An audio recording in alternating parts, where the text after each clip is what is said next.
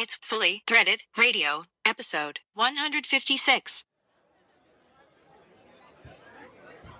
Well, it's Vegas showtime again, everybody. Hi, Eric Dudas here. Last year, when we launched our annual Vegas show coverage, of course, we were standing at the Mandalay by the pool. I was with Jake Davis, and this is our virtual Vegas episode of the podcast. We aren't there actually, but we are there virtually, so I'm just going to stroll down to the BTM manufacturing booth, and there he is. Hey, Jake. Hey, Eric. How you doing? Pretty good. What do you make of this virtual event so far? Look at all the people. Wow. Man, it's a good crowd, and people are lining up for the U-Boat Blend coffee, which, the virtual opening event that we had was fantastic. And I got the largest amount that I could get, and it was priced fantastic. Yeah, this vessel's huge, man. It's got to be like 200 gallons. Yeah. It's almost, and it's priced perfectly for this type of event. They were kind enough to virtually price this right in my range. Well, BTM going the extra mile as usual, even at this virtual Vegas event. Well, I figured I'd stroll down here before the bell rings just because last year I felt like we did a great job of kicking off the episode. And I'm going to run back down to our booth before everybody starts peeling down the aisles here. But since the last time we talked, you have been elected president of the Southwest Fastener Association. Congratulations on that. I see that SFA has a booth. Cari's there. I hope she'll stop by and talk to us a little bit later. But looks like everything's going your way. Yeah, quite the year to sign up to be president when everything gets canceled. But we're making some progress, and we're living in the virtual world, and I've got an event coming up with Pac West and SEFA running October 20th through the 29th on some days, and we can talk about that later when I've got to get Musker a couple of U-Boat Blend because I know you won't bring him any. You've been listening to Brian too much. Well, yeah, stroll down to the booth a little bit later. We're going to get this shindig going. Good to see you, Jake, virtually. And I think we're going to have some fun with this thing. Absolutely. If anybody could do it, we can, right? No doubt in my mind. Hey, everybody, thanks for tuning into the podcast. It's Virtual Vegas, and it's Fully Threaded Radio.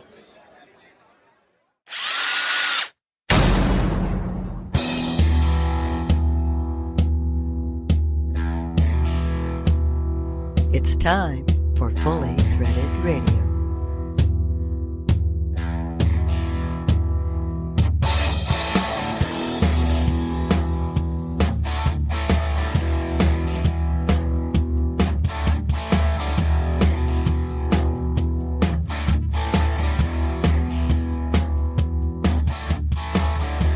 It is Fully Threaded Radio, voice of the FCH Sourcing Network. If you buy, sell, manufacture, import, distribute industrial fasteners, and especially if you find yourself thinking about Vegas at this time of year, well, this is the podcast for you, everybody, and we're glad you clicked in. Hi, everyone. Eric Dudas here, and the co-host of Fully Threaded Radio is with me as well. He's the guy you'll always find in the FCH booth in Vegas. He's Brian Musker. Hey, Brian, you doing all right? Yeah, I'm doing good, thanks. A little cool, however, here at the moment, but I guess in Vegas the weather's probably beautiful. Yeah, I bet you wish you were actually going this time. Something like that. And, I'd like to take a moment right at the top of the show to thank a couple of FCH members who provided me a bit of help in the last week. It's to do with classification of fasteners, and I was talking to Ralph DeSanto from Metro Industries, and we were discussing a classification for a type of safety washer, which I had joined into one classification, and he convinced me that it was much smarter to break out the ribbed lock washers and the two-piece wedge lock washers into two entirely separate groups. FCH members know these things, Brian. Good call. That's right. Well, it comes up occasionally. I'll tell you why in a moment. And then also Joanne Bayliss from International Fasteners. And I was discussing with her this problem of whether a washer that has a screw that has a bonded washer on it, usually a roofing screw or a sheeting or siding screw, is that a sheeting screw or is it a tech screw?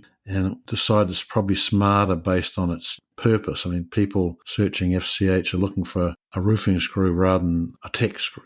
So I split some, I added another, I changed my description of the category. And this sort of comes in response to some scrubbing we're doing at the moment, matching up people's part numbers. And you have to be very, very clear in your definitions when you start matching against specific part numbers. Well, we've started the episode off with a little fastener industry geek speak, and why the heck not, right? I mean, it is the overall theme of the show, folks. That's right. We try to keep it predominantly fastener related. Well, good for you for polling FCH members when you need clarification on that type of thing. And we're going to be speaking to a couple other FCH members as the show unfolds today, because it's the Virtual Vegas episode. You heard Jake Davis from BTM Manufacturing at the top of the episode, and we'll be kicking things off when we get back to the virtual show floor with Rosa Hearn of Brighton Best International. Oh, there's a slew of them, Bry. Matt Boyd from Parker, and Bryn Stock, past NFDA president, will be joining us as well. Jake will make another appearance. There's a bunch more, folks. I think you'll have a lot of fun. Right, as people stop by our virtual booth. On the Fastener News Report today, Mike McNulty is joined by Baird analyst Dave Manthey. They'll have the latest FDI reading for us. And on the Fastener Training Minute, Carmen Vertullo's got something to say about supplements. And these are not the kind that you might find, say, at Big Deal Barbell. No, these are Fastener Standard supplements. That's the Fastener Training Minute with Carmen Vertullo. A short and sweet intro this time around, Bry, because we're going to get right back onto the show floor, but not before you give a big non-virtual shout out to all of the fine sponsors of the podcast. Right. And we're lucky to have them. And you know, they're all ones that come wandering by our virtual booth and our real one booth too. The title sponsors of Fully Threaded Radio are Stelfast, Brighton Best International, and Gerbil Fasteners. Stelfast, for service you deserve and people you trust. Brighton Best International, tested, tried and true. Gerbil Fasteners, quality the first time. Also sponsoring Fully Threaded Radio are Buckeye Fasteners, BTM Manufacturing, Eurolink Fastener Supply Service, InSequel Software, ND Industries, Parker Fasteners, Volt Industrial Plastics, Worth Industry North America, and Solution Industries, home of Solution Man. Thanks to all of you, and thanks for stopping by our virtual booth frequently. We look forward to meeting you many times in our many shows in the future. Some will be making an appearance at today's show, although I think pretty much all of them do make it out to Vegas, and they're actually exhibitors too. So yeah, they are. We're giving everybody a little extra push that maybe they're missing so far this year. Of course, there's a lot to say on this subject, and we will as we go ahead. Thanks for clicking in, everybody. We want to thank you as well, probably the most, and invite you to get with us anytime. If you have ideas or comments, questions, the email address is ftr@fullythreaded.com. And as you just mentioned, Bry, Solution Industries is a great sponsor of the podcast. And as you'll hear later, the Fastener Training Institute is going non-virtual in December. They're bringing the Fastener Training Week to Cleveland. This is the well-known training session where you can earn your Certified Fastener Specialist credential. And that's exciting enough because everything's been online for so long, but this time it's being hosted by Solution Industries at their new facility, which features a huge training room, Bry. Oh, cool. I mean, I think this thing's got to fit at least 50, 60 students. A great way to get ready for the new year, actually. Well, it's a great way to give your career in fasteners a boost, that's for sure. Yeah. And that's in Strongsville, Ohio, which is just a little ways outside of Cleveland. And it's a hotbed of fastener industry activity. Stelfast right in the neighborhood there, and BBI not too far away. Correct. The training's happening December 7th through the 10th. And I know John and Frank over there, Laura, they're going to do something to make that extra special. So if I'm guessing correctly... More than just training, you think? Yeah, if I'm guessing right, it'll be a Fastener Training Week that'll make some kind of record in some way. I'm not sure. We're going to have to go check it out too. Yeah, I think so, actually. Well, I know everybody's eager to get back out on the show floor, Bry. So do you have your comfortable footwear on? I do, actually. Very nice. I've got my Gold Bond powder applied. God. Okay. Hope you all do whatever you do before you go out there to Vegas, folks. And we'll see you on the other side of these messages. It's Fully Threaded Radio. Right. They're like more cowbell for the fastener industry. Brian and Eric. Fully Threaded Radio.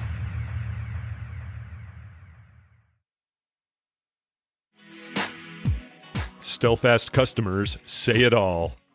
Travis Hermanson, Pacific Bolt Manufacturing out of Vancouver, BC, Canada. I use Stelfast as one of my main suppliers.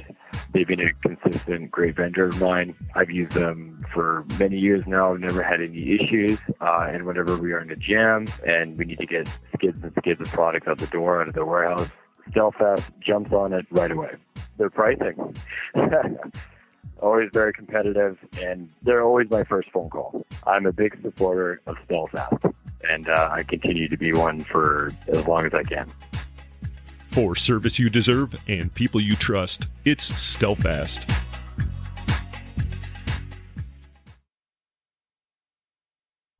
At Brighton Best, we continue to expand our wide range of products, including stainless steel and metric fasteners. Our family of brands include Preferred, US Anchor, and Ironclad Performance Wear. BBI has been a trusted partner since 1925. With award-winning hand tools, gloves, and drywall screws, BBI is the largest master distributor of fasteners in the USA. Tested, tried, and true. We are Brighton Best. To learn more about Brighton Best, visit brightonbest.com.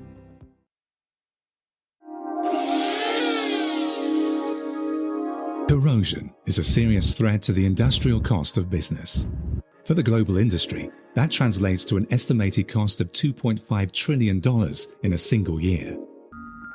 Goebbels' newly developed screws and sealing cup rivets are made from high-quality AZ318LN as well as AZ316L stainless steels that minimize the problem of corrosion, especially in harsh environmental conditions.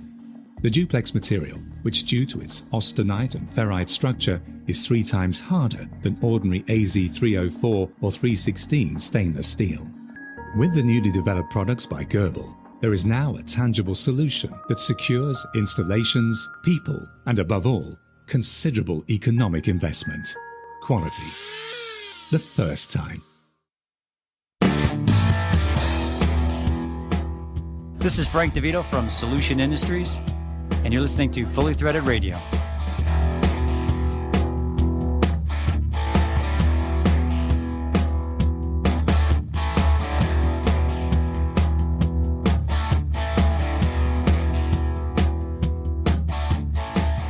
Oh, hey, Lynn, looks like Rosa's coming. She's doing her early morning rounds. Oh, good. Let's get her to eat some of this Vegemite. Well, this is a virtual show, so a virtual show, it's sort of easy because it doesn't have that same flavour. Oh, that's true. But that's all right. Let's get her to taste it anyway. Okay, here she is. Here she comes. Hi, you guys. How you been? Rosa. Well, much worse for not seeing you for a while. Tell me about it. I think my husband is the happiest that this is a virtual show compared to a real show. Yeah, right. And just think about it. You don't have the hassle of standing in line waiting to book into your hotel. No, I think he's happy that I'm not spending any money. So I don't think you realize the preparation I went for the Vegas show. I mean, I would get my nails done, my hair done, my makeup done, my eyelashes done, and then I would go on a shopping spree just for Vegas. So I think he's extremely happy that this is a virtual show. Yeah, I wouldn't let Lynn do any of that stuff, okay? Oh, stop. Let me. Are you kidding? So you, as usual, it's very, very nice of you. You always stop by early in the show and drop us our tickets to the BBI Shindig. It was always a great affair. Yeah, and this year would have been our 95th anniversary. Yeah. So I had preparations already done. So, hey, the way I see it is we can have cocktails virtually, so it's fine. We'll have a virtual cocktail, okay? Right, this is very appropriate because I just stopped off at a place here in Chicago, which is known for having probably the best selection of mezcal in Chicago. And there's some Hispanic people I know we've got very friendly with, and they're great people. And so now I can do my virtual toast with a mezcal, one of the special ones. So what have you been up to anyway since we've seen you? Well, we're still doing giveaways. One of our giveaways, well, actually, you can actually buy them, but we have the ironclad face masks. So they actually came in. You can buy those face masks, but when we were doing the Vegas show, we were going to do some giveaways on that. So hopefully next year. Well, what does it look like, Rosie, if it's ironclad? Well, there's two kinds. One of them is cotton, and the other one is the nylon, which is like the polo, like you wear a polo shirt. And so the cotton is really made for, for cooler temperatures, and then the nylon is more for warmer temperatures. So you have both kinds. Wow. Okay. Have you tried them? Which one do you prefer? I like the cotton because I'm all about natural, au natural. But, both of them are great, actually. The benefit of virtual show is you can be au naturel, okay? There's no camera. There's no camera. Though we miss Tracy, we miss Tracy, so oh well. How about what's happening at Wi-Fi? Have you been in touch with them? No, honestly, I'll be honest. I've been so focused on trying to relearn the second grade right now. It's kind of where I'm at. I'm actually heavily involved in like the PTA, the school site council, the parent council. So it's kind of what I'm doing right now. But I do miss the ladies, the sisters a lot. Yes. So what's your experience with the e-learning?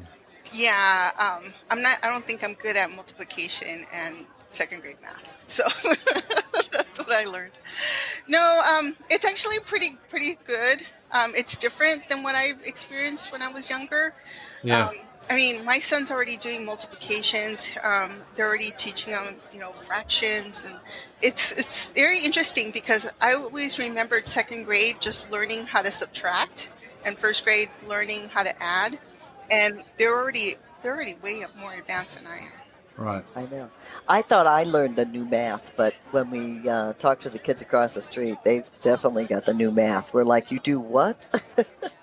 So we don't feel very good about helping them out. He got to learn about, what's going on in the world. He's reading books like Martin Luther King, Rosa Parks. I don't remember any of these people when I was in second grade. Wow. That sounds like he's in a much better school than the ones around here. Well, I do work in the fastener industry, so. Yeah. Yes, you're right, and we're lucky. We all do. So good. So I didn't offer you the virtual Vegemite, even though Lynn and I talked about it, okay? Oh, yes. Would you like to try some, Rosa? Are you guys still pushing that? Oh, my gosh. Are you guys doing it from last year? Is that? Yeah. Look, we don't have to push the stuff. It flies Are off you the kidding? shelves. It sells itself, okay? Rosie, this stuff never dies. Am I expecting a delivery in my house with Vegemite? There you go. Okay, well, listen, we'll see you a little bit later in the show. We'll see you at the Dooth Note, okay? All right, miss you guys. We miss you too. Same for us. Thanks, Rosie. Thanks for stopping by, okay? Hey, Bright, you're not sipping on any of that mezcal right now, are you? Oh, no, absolutely not. No. Might not be a bad idea. I know people do occasionally serve the occasional Bloody Mary at some of the booths, but maybe they don't do that anymore. Well, yeah, there's a lot of beer flowing in Vegas and a few other things too, but I've never seen you sip anything of that nature in our booth, put it that way. No. Good. They have some great handouts at the Brighton booth normally. They're very generous, of course, with their huge bash that they throw each year. But even though we're not there in person, George Hunt III made sure that we got a little of the bounty again this year, Bri. I got a box here, and I have to send you a couple pairs of these things. But we got our ironclad, well, I guess they're training gloves, actually. They're the fingerless kind. I know you're a big fan of these things in the gym. I do. I wear them and have done for years. Having more delicate fingers, and so I do wear those exactly. Well, you're a techie, You got to save your hands for the keyboard. But that was really cool that he sent a bunch of these out. And, it reminded me that Rosa supplied a nice stash of gloves, and we gave some out previously, but I still have some here for a contest. And I think we're going to set that up right now. What do you think, Bri? In honor of all the giveaways at Vegas that you're not going to get, folks, here's our offer to you. Wow, no, this is a non-virtual giveaway, this one. And yes, it's virtual, but not. So get on the horn, folks. Get on your email. Send us a funny intro to Fully Threaded. The email there will be ftr@fullythreaded.com. And if it's funny, if we actually get a chuckle out of it and maybe even use it on the podcast, boom, we'll send out some ironclad gloves. Not the ones that George sent us, though, Bri. Those are going to the Big Deal Barbell. But we've got some really excellent gloves. Of course, Ironclad is the supplier of, about every variety of work glove you could imagine. And they're comfortable, they look good, and they last. And we have used them, too, I might say. Oh, yeah, because I should have added, they're also really good for various situations you get yourself into in muskie fishing. I know, sporting things. There's no end to the uses you can find for ironclad gloves. Anyway, you can win some. Send us a humorous lead-in for Fully Threaded Radio. The email address, ftr@fullythreaded.com. You got to play to win. I guess we'll need your address, too. So if you do win, of course, I would have emailed you back saying you're a winner and asked for the address. But I'm not that great with these giveaway radio things, Bri, because we don't do it often. But we're doing it today in honor of Virtual Vegas. Good. So, Bri, last episode, we talked about an entirely different kind of safety apparel as we were considering what it takes to get into the PPE business. Yes. And as a follow-up, I shot out a note to Quinn Fredrickson over there at Baird. He's the co-author of the Fastener Distributor Index, along with Dave Manthey over there at Baird, Bri. Yep. And those guys know a ton about what goes on at the big boys, Fastenal, Grainger, MSC, and so forth. And I was wondering if he had anything to share with us about how the shift to PPE is impacting their business. And of course, as always, he had that information available for us. What would we do without him, Bri? Oh, yeah, I know. We'd be ratting around through files and things for weeks. Well, he had some info and these handy pie charts at his fingertips. He said, right now, with all the safety and PPE Fastenal selling, their numbers are skewed. But for the latest quarter, fasteners were only 26% of their sales, and safety shot up to 34%. My goodness. Yeah, I was pretty shocked by that. Again, it's a little skewed because it was just one quarter and it was in the midst of all the mayhem. But I guess our segment last episode was pretty timely. Well, it would be hard to imagine that here's the company that we got as one of the biggest fastener companies, certainly the biggest one in America, okay? Actually, it's only a quarter of its revenue from selling fasteners. Well, last quarter, according to this, that's true. I think they're a little higher than that, but it's around 50% typically, or it has been recently. Wow, okay. He also sent a little insight into the world of Grainger, which I was actually surprised by this. I don't follow them as closely as Fastenal, and Grainger's fastener sales were less than 4% of their total sales. Safety and security, 18%.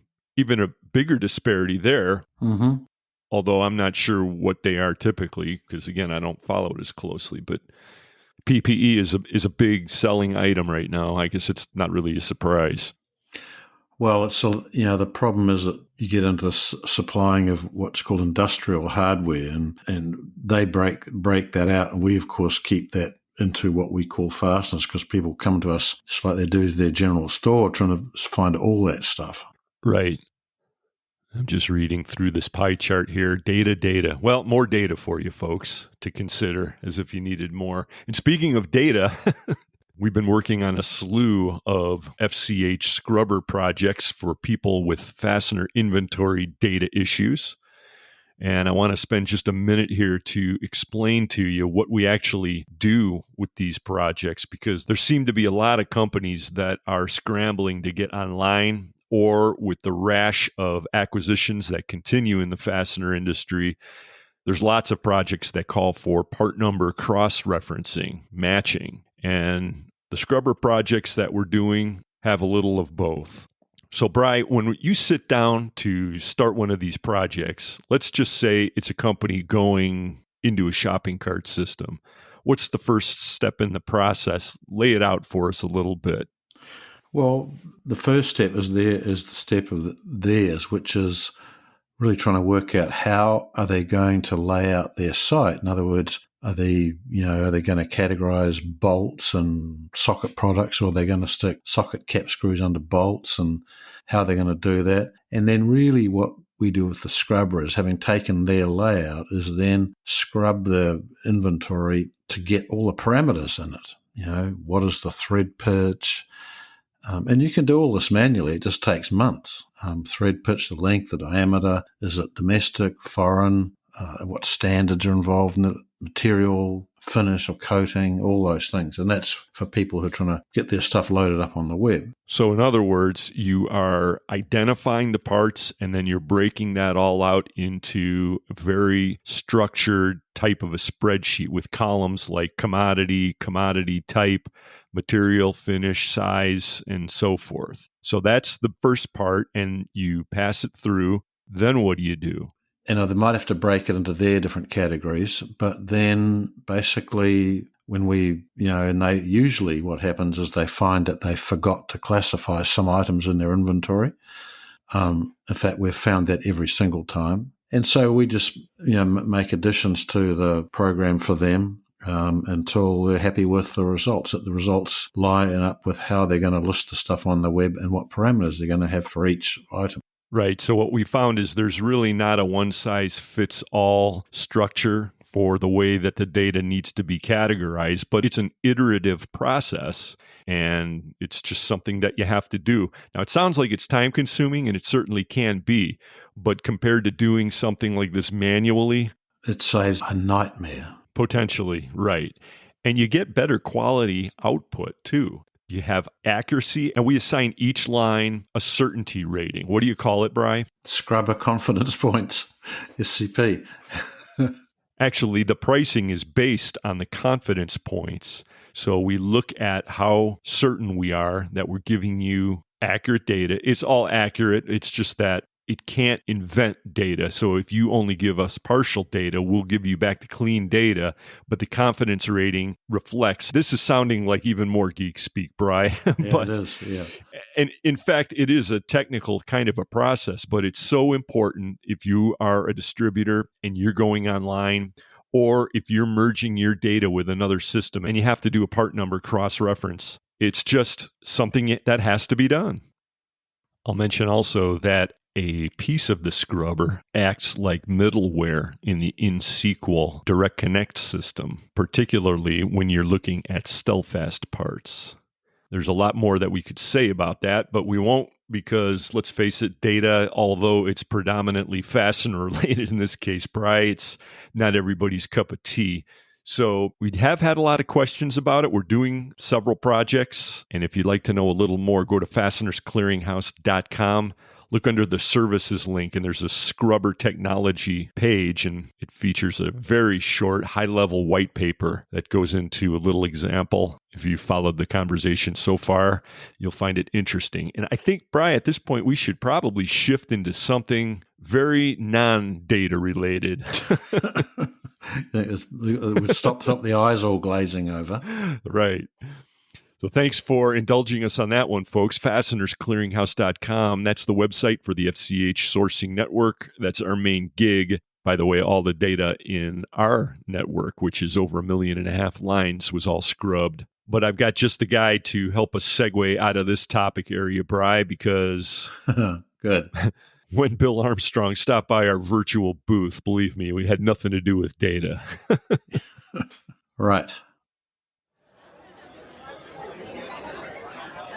Well, Bri, one of the great things about the virtual trade show thing we've got going here is that the guests just keep walking right up to the booth, and lo and behold, here I see a friend. Here's Bill Armstrong, MPT Fasteners, Macedonia, Ohio. Hey, Bill. Hey, guys, how you doing today? Well, okay. Yeah, thanks for stopping by. Yeah, it's been a while since we had you on the podcast. Seems like it's always related to a show or a golf outing or something. Yeah, last time was it was after the golf outing and 3 hours at the bar, and then you wanted me to get on the radio. So, I've listened to that a couple different times, and I survived that, so I should be okay today. I thought you would have been too frightened to listen to it after 3 hours in the bar. Brian, the first time I definitely was. I thought it went very well, and good to see you back. Well, Bill, what have you been up to? What's the good word? Business has been funny. We're busy at certain points, and then as far as the daily business, that seems to be slow. But then, just for instance, I think it was June that we had our worst shipping month in, I don't know, maybe 15, 20 years, and then we broke a record for incoming sales. So... Wow. Yeah. Yeah, right, exactly. So, I mean, as an owner, I look at that and say, I guess we're okay, but... yeah, I guess. I think. Maybe. Right, yeah, I think. That's weird, but it's... Yeah, what are you going to do? Yeah, it's been a roller coaster for a lot of guys, that's for sure. That's a good word for it, roller coaster. Yeah. There you go, roller coaster. 100%. So you're a smaller size distributor, again, located in Macedonia, Ohio, and I have to tell you that when I first started coming out to this part of the world, and then subsequently I relocated here, I had never expected that I would be right down the street from probably one of the finest hardcore gyms in all of Northeast Ohio. But nevertheless, there it is in your business. I found a guy that it was in Canton, and he basically... I found him online or something. I was just looking for a couple pieces of equipment, and this guy had it. The price seemed good, so I went down to see him, and he's basically got one of those used storage garages, and he has 2 big bays, and he just does it himself. Him and his son, they make all this equipment. So it's better than a gym quality. It's a lot heavier, and it's a lot cheaper. So, it's been 20 years. He'll call me up and say, hey, I got this piece. I know you don't have this in your gym, because he's been up here enough to see what I have. And I said, okay, let's get this piece going. So it's got to the point where I have pretty much everything that there is to have. And we were, I think it was 2007, we were running out of space in the warehouse. So we increased our offices, and I had to get rid of my gym. I'm like, what am I going to do? Well, we decided to put a second floor above the office, but for the gym. Yeah, for the gym. That's great. But we had to make it strong enough to be able to keep all that stuff up there. Oh, and it's got to be super strong too, man, because I don't know how many tons of plates you must have up there. How many pieces do you have? An estimate, how many tons of plates? Well, I probably have about 20 pieces of equipment, not counting just the weights, and it's all free weights. So it's a lot of stuff up there, and I don't want to freak my guys out because I'm right above them. So I really don't try to work out during the day when they're here, because you drop the weights and it makes some noise. So I always try to wait to go up afterwards. But when we were first putting the structure up, we did use a lot of steel, and I had a buddy of mine that was an engineer, and he come out, looked at it, he goes, you guys need more. So we actually put a lot more on there, to the point where I think we could drive a semi upstairs and without it collapsing. So knock on wood, it hasn't. I don't doubt that. Right. Yeah, I don't doubt that at all. Now, the guys over at Field Fastener should have stopped by your facility before they put their big addition on. They have a health center there, but I noticed they've got a squat rack, but yours is definitely super hardcore, Bill. And you're an animal. Yeah, and it's even hard sometimes just to, it's right upstairs, and you got to walk up out to the warehouse and walk up there, and sometimes that's even hard to do. But, when this COVID hit, I had my nephew that was, going to a gym, and I have the guy next door in the welding place that he hits the gym frequently, and those were all closed. So, through this COVID, at the worst point, we had 4 or 5 of us upstairs working out, after work each day, because, there was no place for anybody to go. So, and my son was home from college too, and they had, college was closed down, and so he was up there working out with us. So it was fun. That's good. Actually, there's 2 gyms in Macedonia, of all things. You've got the Big Deal Gym and the Big Barbell Gym. So what's the Big Deal Barbell? What is that? Well, you heard about it on the last episode. It's just simply a home gym that it's not in a fastener distributorship, strictly speaking. But wasn't it in the garage? Yeah, it is, and it's great. I love it. It's better than I would have expected. Although I got to say, I'm going to swing by one of these days and grab a shot of that thing so I could put it up on Twitter and let people at least get a glimpse of what we're talking about. It's nothing compared to the MPT Fasteners gym and the health club. Well, I'll give a shout out. The guy's name's Rick Davis. It's called Edge Fitness out of East Canton, Ohio. And he's a good, like I say, he's a good guy. He's an old weightlifter himself that used to work and supply a lot of the gyms down in the Columbus area, a lot of equipment. So he just started doing them for himself. And like I said, it's especially right nowadays, a lot of places, because everybody started doing their home gyms, and the equipment, you can't go out and get the equipment like you can, and the prices have gone up. So right, a lot. Mm-hmm. Yep. Bill Armstrong, MPT Fasteners. You're a beast. You're one of the good guys in this industry, and thanks for stopping by our booth. All right, guys. All right. Hey, take care. Same to you, matey. Well, we decided as long as the lovely and talented Lynn Dempsey's around to watch our virtual booth that we'd mosey on down to the Parker Fasteners booth. And we heard that they've actually got the DeLorean that was on the cover of Link magazine, Brian. We're not keeping you away from that. No, and I want to just have a look because I'm not too sure whether all these things they stuck on it are quite right. I mean, being one for originality. And I knew that we were not going to see Matt anywhere near our booth because the Vegemite was there. So we brought some along just in case. Yes, well, here it is now. And, yes, it's just like the one on the cover plus the one on their free T-shirts. Matt Boyd, how you doing, brother? Man, so good to see you guys. Thank you so much for coming out. Check this beauty out. What do you guys think about this? Wow. Very cool, man. Yeah, we're so glad to have it. It's an opportunity to really drive home the point that our company is forging a path to the future of the industry.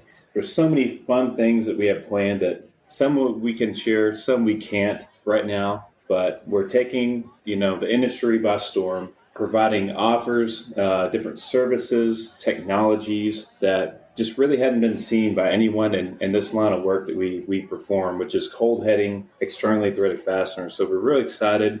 We want to use this DeLorean here as a token to stay in everyone's mind that, Parker Fasteners is creating a path that is unique to the industry. Now, I presume that some of these cold-headed fasteners you actually could find on this car, actually. I think they had high-strength sockets in the suspension, as I know. One of mine broke. Okay. Hey, Brian, look at this turbo right here. Do you see that turbo on this DeLorean? Yeah, right there. There's some socket heads. Yeah, my one could have done well with that, actually. You should have bought yours from Parker, Brian, is the point. I know.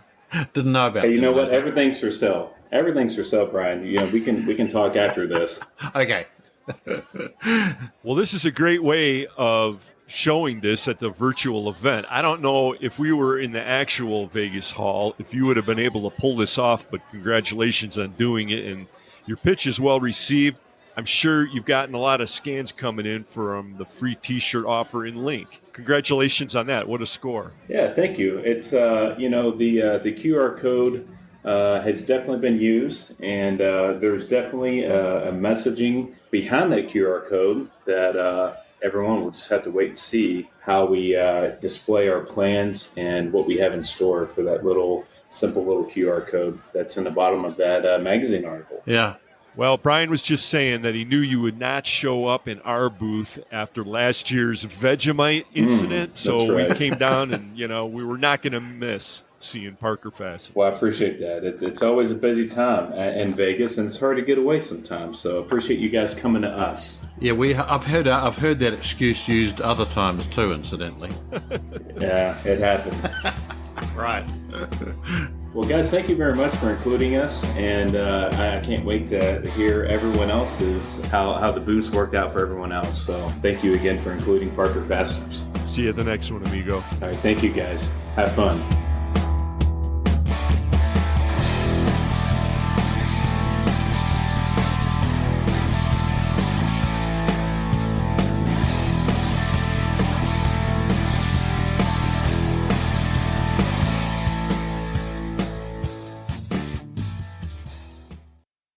Hey, sport, you don't look so good. Man, all this walking at the Fastener Show is wearing me out. I don't know if I can keep going. I think I have just a thing to help you out, son. Have you ever heard of Old Rusty Bolt beer? No, what is it? Why, it's only the tastiest, most refreshing, ice-coldest beer around. The amber goodness of Old Rusty Bolt beer is enough to jumpstart any weary fastener salesman. I'll try one. Wow, I feel better already. Hey, mister, what's that name again? Old Rusty Bolt beer, brought to you by the fine folks at Buckeye Fasteners and the Ohio Nut and Bolt Company. Old Rusty Bolt, that's the name, that name again, Old Rusty Bolt. Buckeye Fasteners, more than just weld. Regardless of the required size, materials, or finish, Eurolink has the European resources to meet your hard-to-find metric fastener demands. How do we do it? Eurolink has access to more than 100,000 quality metric parts. With daily air freight shipments and monthly sea freight shipments, we have the ability to solve your toughest metric fastener supply issues. Just think of us as your heavy metal rock stars. To learn more about how we can rock your fastener world, just visit us at eurolinkfss.com. Stelfast customers say it all.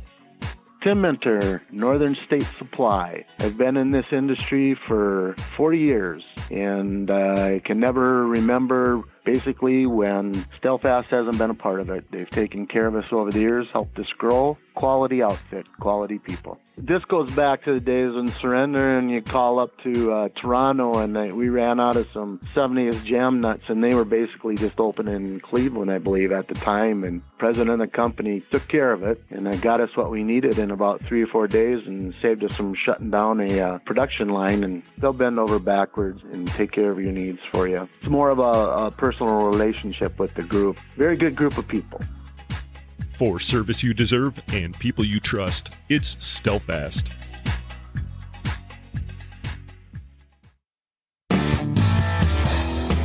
Hi, this is Christian Reich with Global Fasteners. We are your leading rivet source, offering blind rivets, threaded inserts, and setting tools. See our extensive catalog online. You're listening to Fully Threaded Radio.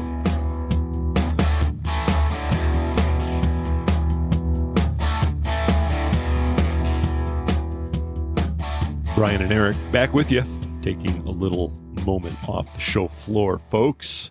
And you know, as I'm sitting here, Brian, I always like to scan Link, Fastener Technology International, take a glance at Fastener News Desk and a few others before we record these segments, you know, just to make sure we're not being too repetitive. Oh, that's a change. Okay, so what have I got to stop doing then? No. I just don't want to keep rehashing the same stories everybody else is over and over, but I realize I still am reading the summer issue of Link because the fall issue hasn't hit the street yet.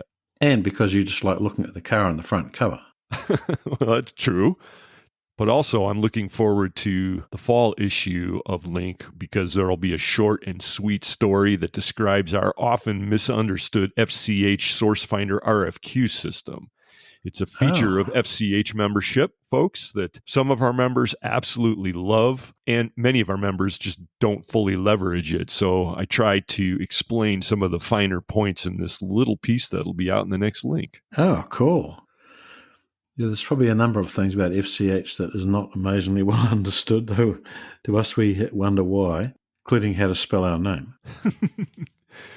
Yeah, we've just got to find a better way, I guess, to broadcast everything, which makes me think, Brian, I'm looking here at the summer issue again. I noticed here on page 26, there's a story by Joe Dysert.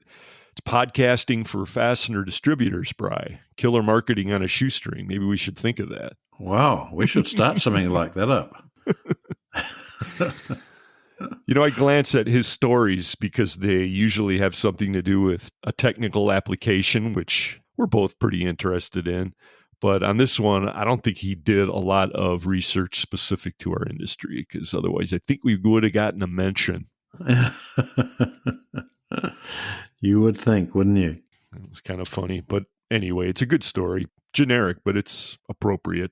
And for some reason, I felt like it was appropriate to mention all of that at the top of the news segment, which is sponsored by Volt Industrial Plastics. Of course, the title sponsors of Fully Threaded Radio are Stelfast, Brighton Best International, and Global Fasteners. And just before we get to Mike McNulty and Dave Manthey with the Fastener Distributor Index analysis, I've got a little follow-up to the previous FDI survey, Bri, which featured a couple of supplemental questions touching on reshoring. Reached out to Harry Mosier over at reshorenow.org, and he accommodated us with a response. I said, Harry, what did you think of the rising tide of reshoring based on the FDI? And he says, fastener distributors are starting to make the same shift towards domestic suppliers as our other industries. Thomas reported, now this was back in August, Bri. Mm-hmm. Yep. Thomas reported 2 in 3, or 69% of manufacturing companies surveyed, are looking into bringing production to North America compared to 54% in February. So the move seems to be on. Wow, that's interesting. Mind you, with the strange and uncertain lead times, that people have been saying that ever since we went into this dark ages. It seems to be pushing things along. A whole slew of forces that are contributing. Harry pointed out that he's got his TCO estimator that's available as a free download on his website, and that helps distributors compare the actual cost of offshoring versus domestic sourcing. Mm-hmm. And Harry would love to hear from any fully threaded listeners that need help in making that kind of an evaluation. Reach out to him at harry.mosier@reshorenow.org. Yep. Good to have friends of the podcast like Harry Mosier, Bry. Oh, yeah. We've dealt with Harry for years. He's a smart guy. And very, very driven to make sure that as much manufacturing as possible is done in the US. He is on a mission. There's no question about that. And we're on a mission to give away some gloves. Let's reiterate the offer we made earlier in the show today, folks. Send us an email with an amusing intro that we can use on Fully Threaded Radio. Use your imagination what that means. Send it to ftr@fullythreaded.com. If we get a yuck, we'll shoot you some ironclad gloves, courtesy of Bright & Best International. Yeah. That's in keeping with the virtual trade show giveaway idea. I'm sure GH3 would approve, Bri. I'm sure he would. Although we're not giving away the fishing gloves or the training gloves. No. Thanks, George. Do the honors. Yeah. And now for news about screws that you can use, here's Mike McNulty. Thanks, Eric and Brian. This is Mike McNulty from Fastener Technology International Magazine, bringing you the Fastener News Report, which is sponsored by Volt Industrial Plastics, makers of the world's finest plastic fasteners. For the last month in Ohio, we have been treated to the joyful and unpretentious return of high school football, cross country, soccer, and golf, reminding us why people play and watch sports in the first place. And during this pleasant and welcome diversion, I am still focused on fasteners and ready to deliver today's Fastener News Report. In this episode, Baird analyst Dave Manthey joins us to reveal the latest results of the Fastener Distributor Index, also known as the FDI. Also in today's broadcast, we have our top story on Fastenal and the National Hockey League, as well as newsmaker headlines from AFC, Worth, MW, Advanced Components, Lawson Products, MSC, and many industry events. On the back page report, we're going to talk about market forecasts and debt. We'll get to all of that and the latest FDI results right after this. There's a reason Volt Industrial Plastics is an industry leader in plastic clip, clamp, and custom fastener manufacturing. With over 100 million parts in stock that can be shipped the same day, Volt has some of the fastest lead times in the industry. Volt can do color. We have the capability of molding over 120 different materials and can color match for specific applications. You need it? We can build it. At Volt, we have state-of-the-art technology to build prototypes to customer specs. And although some companies provide similar products, we offer customer service that's second to none, setting us apart from our competition. And now available, Volt's new light-duty cable clamps. With maximum diameters ranging from 3/16 to a ½ inch, these clamps are ideal for hard-to-reach spaces, electronics, and finish work. They prevent corrosion with metal tubing, and with plastic tubing, they won't bind or warp, preventing leaks while maintaining the flow of liquids. Volt Industrial Plastics, the finest, fastest plastic fasteners in the world. Visit us at voltplastics.com. Are you tired of empty promises from software vendors? Are you paying for support that you're not receiving? Is it time for another paid upgrade? There is a solution. InSequel delivers quality software designed for the fastener industry at an affordable price with industry-leading support. Quality software, affordable pricing, industry-leading support. Only InSequel can deliver all three. www.inxsql.com. Solution Man, Ken. Solution Man, you're my fastener hero. Just doing my job, ma'am. SOLUTION, SOLUTION. Solution Industry. We are Solution.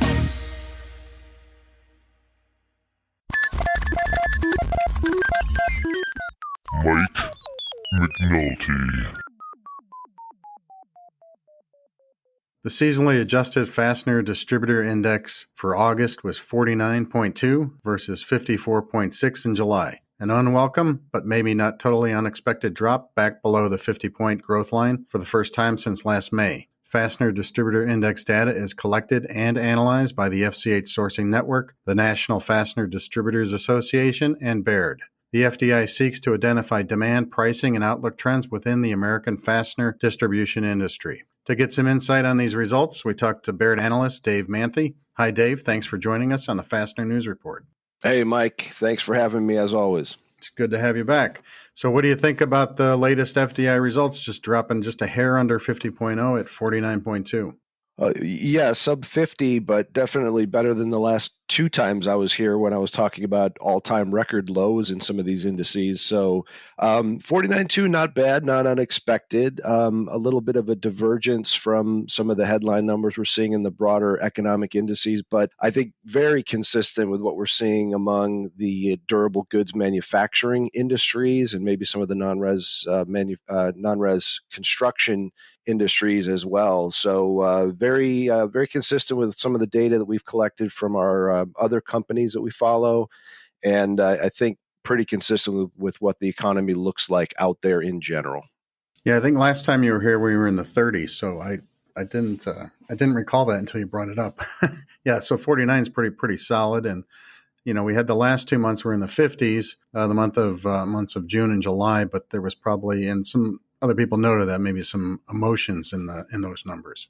Well, I think it's always hard to separate emotions from some of these numbers because they are forward-looking, and you're asking people, well, what does it look like over the next month or over the next few months? And inevitably, I think people bake in their biases and how they're feeling about things a bit in those numbers. So not unsurprising. But yeah, I think the last time I was here, the FLI was actually 33, which was the lowest by about 7 points. That was back in April of this year. So, yeah, definitely a much better picture today. And I'm happy to be here to talk about a little bit of optimism as opposed to the world ending like we were back then. Well, you mentioned the FLI, and this month it was 53.1, which is a solid number. It's slightly down from July's number of 54.8, which was the highest, I think, in the last year that we've had the FLI. So 53 is pretty darn good, second highest in the last 9 months. So that's pretty good.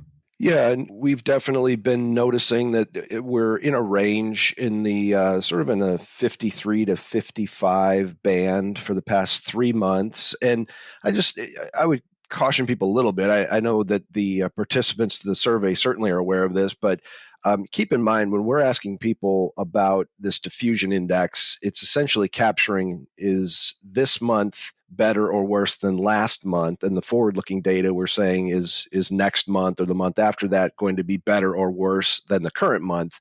And when you put that into context, it doesn't necessarily mean that it's growing. It just means that things are better than they were. So if they were last month down 10% and now we're down 8%, well, that would be represented by an ISM or any of these diffusion indexes, the FDI, FLI, of 50 plus, because it is better, even though it could still, in fact, be pretty terrible. Right.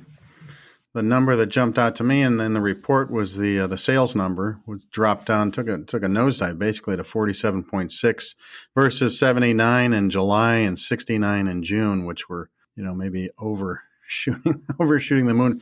Reminds me of the old Super Balls we used to play with when we were kids. Because in April, sales number was 14, then May 28, and then it went way up in the 60s and 70s. And now the bounce is dropping back to a median point around 47.6. So sales is definitely the one that brought it down.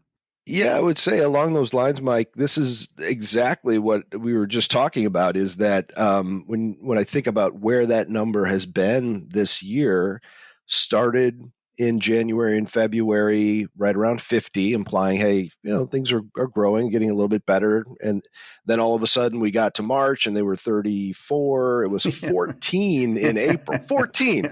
Close the door. Right. Meaning no one was seeing conditions get better. It was getting a lot worse. And then, of course, May, close to 29, still worse.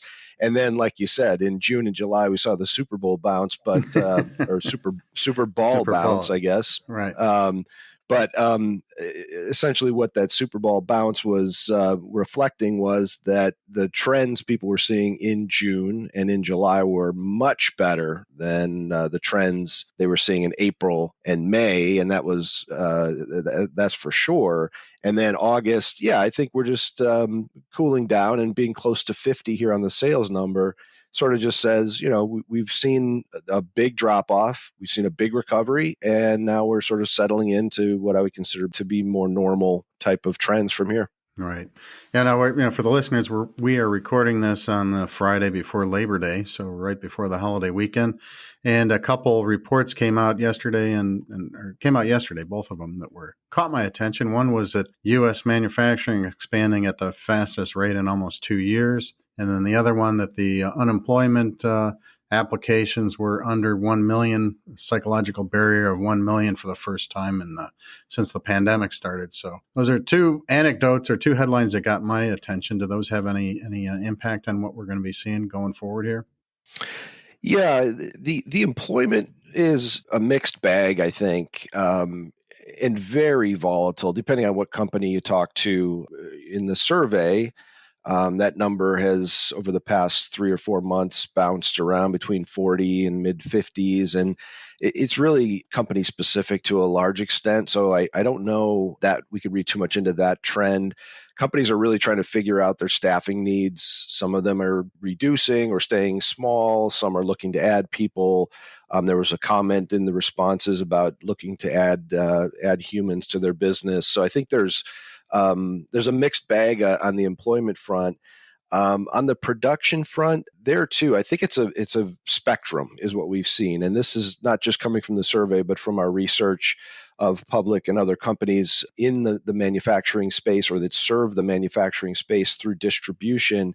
It's really a spectrum. And on one hand, you have the heavy industries that are really struggling. So if you think about machinery and transport, heavy equipment, auto, aero, these companies that would use industrial fasteners, that would use things like cutting tools and bearings, still very bad. Production is low. Those industries are still struggling, recovering from the depths for sure, but they're still struggling, and non-res construction as well. So some of the heaviest industries are still struggling. On the other hand, some of the lighter industries like the food and beverage or the healthcare, light manufacturing of some degree, those have been doing a lot better. And so I do think there's definitely a spectrum depending on where you land there. Things could be really good, or in some cases still pretty doggone negative at this point. So yeah, interesting. But I would say you're right. On average, I think the trend is positive, and it's good to see that we're climbing back up that hill rather than rolling down it like we were a few months ago. And then let's go into the 6-month outlook for August. We had just over half of the people who responded, 53%, expect things to be higher 6 months from now, 24% the same, and then 24% expecting it lower. Now, that lower number jumped up since the last month from 11% to 24%. So I would maybe just chalk that up to things tempering down a little bit. Would you agree with that, or you think there's some things to worry about 6 months down the road? No, I would agree. It jives with that sales number we just talked about. And some of it, if we think about what 6 months looks like from here, we're obviously, we have an election ahead of us. We have the holiday season. There's a lot of question marks out in front of us. And while the recovery was fairly rapid and obvious, I think where we go from here is a little bit less clear. And so I think that doesn't surprise me that there's a little bit more of a dispersion in those answers in terms of what the next 6 months or 6 months from now actually looks like. Yeah, numbers flattening out or evening out, making more of a balanced curve. So let's move on to the respondent commentary. You noted was slightly more positive on balance. We had some people saying more activity, and then someone said they had experienced a record year in sales. And in August 2020, they had the highest dollar amount in sales in 13 months. but then some other people were down 25%. So it's, again, the same thing, what you're saying. It's all over the place. And I like the comment about we need more humans in our business. So that means they need to hire somebody. And then the one comment, the best is yet to come, probably true, but maybe that's a campaign slogan. I'm not sure which one. Was any other thing you want to mention about the comments? No, I think that's right. Mixed bag, probably based on customer end markets and in some cases products. Some of the fastener distributors, the public companies that distribute fasteners, among other things, have seen a boom in safety products, of course. And that's really, we've used this pun way too many times. It's masked the underlying weakness in the core business, but really showing good strength there. So there's a mixture there.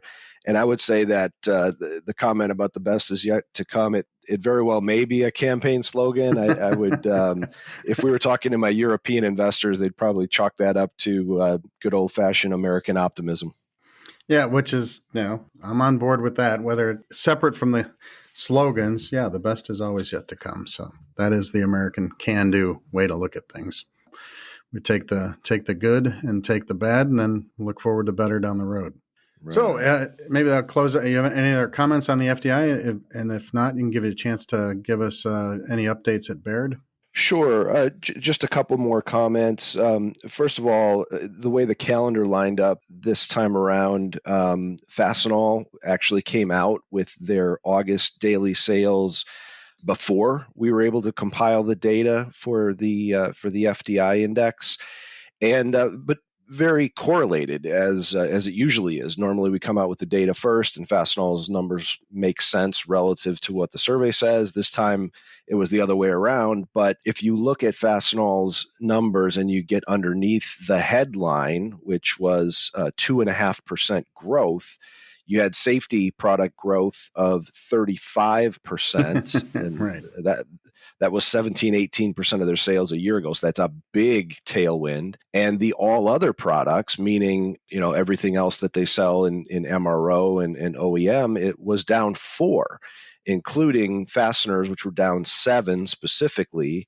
And their non-res construction end markets down 13.5%. So again, that's kind of what we're dealing with here. We have these, I would say, still recessionary weak conditions in heavy manufacturing and in the key end markets for fastener distributors, but in some cases they're being overshadowed by some of the strength we're seeing, whether it's by end market in healthcare, government, et cetera, or product lines like safety and Jan San, et cetera. Well, that's a good point. Yeah, definitely. All right, so the best is yet to come for fasteners. Yeah, it is always yet to come. All right, good. When we have you on the program, I want to thank you for all the analysis that you guys pull together and put into your report every month. Is very valuable, and I know people that participate in the survey get a copy of that, and it's good information. And we just touch the surface here in the podcast. Thanks, Dave. Thanks for joining us, and thanks for your insight. As always, thanks, Mike. I always appreciate the opportunity. That was Baird analyst Dave Manthey. The FDI number for August was 49.2 versus 54.6 in the previous month. Visit FDIsurvey.com to participate in the process and get a detailed PDF copy of Baird's monthly analysis. Now for today's top story. Fastenal Company and the National Hockey League have announced a multi-year global partnership naming Fastenal the official maintenance, repair, and operations partner of the NHL through the 2023-24 season. The partnership is focused on creating an MRO supply chain for ice rinks across North America. The agreement provides Fastenal a presence at future NHL events, including corner in-ice advertising positions and in-arena branding at the NHL Winter Classic, the All-Star Weekend Series, the NHL Global Series, and the NHL Stadium Series. The NHL will utilize Fastenal's supplier network to provide a variety of MRO supply needs, including PPE, sanitizer, and cleaning supplies. The NHL and Fastenal will work together to implement a standardized equipment program that includes state-of-the-art tool carts for team locker rooms. The partnership will also focus on helping these venues optimize operations by accessing process improvement tools to simplify procurement, control spending, and visualize inventory. Next up, today's Fastener Newsmaker headlines. In acquisition, expansion, and contract news, AFC Industries has acquired Master Distribution. Worth Industry Canada has signed a national agreement to distribute Sika Canada chemical products and industrial materials. NN's Life Science Division is being combined with MW Industries. Cobra Anchors has entered a supply agreement with Home Depot. Advanced Components has partnered with A. Raymond Industrial to distribute face mask comfort straps. And Lawson Products has acquired PartsMaster. In personnel news, Derek Barnes has launched Cold Forming Solutions, a fastener industry consulting company. Bolton has appointed Emmy Pavlovic, Senior Vice President of Technology and Innovation. Simon Martel has been appointed CFO of Doncasters. MFC Industrial Supply has named Kristen Actis Grande to the position of Executive Vice President and Chief Financial Officer. TFC has recruited Kevin Basketfield as a new area sales manager. And the National Association of Wholesaler Distributors, also known as the NAW, has named Eric Holpin as Chief Executive Officer. In event news, Fastener Fair USA and Fastener Fair Italy have been rescheduled to June and November 2021, respectively. Fastener Shanghai 2020 opens in person on September 23rd in China. And many virtual events are scheduled in addition to today's Virtual Vegas FTR podcast, including STAFTA's Virtual Anaheim, the Fundamentals of Fastener Plating and Coating by the Fastener Training Institute and the Industrial Fasteners Institute, the MWFA's Federal Reserve address via Zoom, the virtual IFE, and the PacWest, Southeastern Fastener Association, and Southwestern Fastener Association joint virtual fall meeting. You can get details on all of these stories and more in Fastener Technology International Magazine and the Fastener News Report newsletter, both which are available online and in print. The October-November 2020 issue of FTI includes the annual company profile section, as well as content on coating, plating, packaging, process control, and aerospace fasteners. Visit fastenertech.com for details. Finally, let's turn to the back page to talk about market forecasts and debt. I didn't know if I should write about market forecasts or debt this episode, so I decided to combine the two. The short-term prospects for the aerospace and automotive fastener market sectors have not been good, but a couple of recently released market reports paint a more positive picture for longer-term prospects. Technavio has announced its latest market research report titled Global Aerospace Fasteners Market 2020 to 2024. Technavio has been monitoring the aerospace fasteners market, and they say it is poised to grow by $2.5 billion during the 2020 to 2024 period, progressing at a growth rate of almost 6% per year. According to Technavio, although COVID-19 continues to transform the growth of various industries, including aerospace, it is one that is expected to return to normal as early as the third quarter of 2021. The Global Automotive Fasteners Market Analysis 2020 report by researchandmarkets.com says that the global automotive fasteners market is expected to reach $26 billion by the year 2026, growing at an annual clip of 3.3% per year. Growth in the semi-autonomous car area and overall expansion of the global market will drive this growth. An area of focus is the adoption of lightweight materials for fasteners, including plastic and aluminum fasteners, to reduce fuel usage. These are decent and reasonable forecasts and the types that I expect to be hearing after the major contractions of 2020. But I can't help but putting these and other market forecasts alongside stories about the record levels of debt being accumulated by people and governments, as well as all the silly talk about debt forgiveness and governments giving away more free stuff. Debts are never forgiven, as someone has to always pick up the tab, and the borrower has to operate in the shadow of the lender. Maybe 2020 is a chance to get serious about getting out from underneath the yoke of debt and looking at it as a way to prosperity. Short-term pain may just put us on a better and more enjoyable road to growth in all the sectors, including aerospace and automotive. This has been Mike McNulty of Fastener Technology International, bringing you the Fastener News Report. Please send your news, pictures, comments, corrections, or complaints to me at mcnulty@fastenertech.com.